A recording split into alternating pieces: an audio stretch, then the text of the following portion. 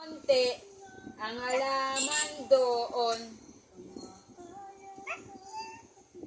ay sari-sari, singkamas at talong, sigarilyas at mani, sitaw, bataw, patani.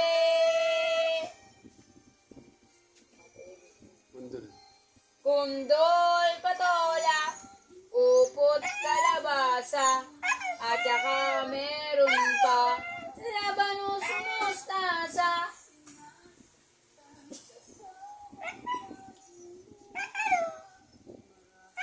Sibuyas, kamatis, bawang at luya, sa paligid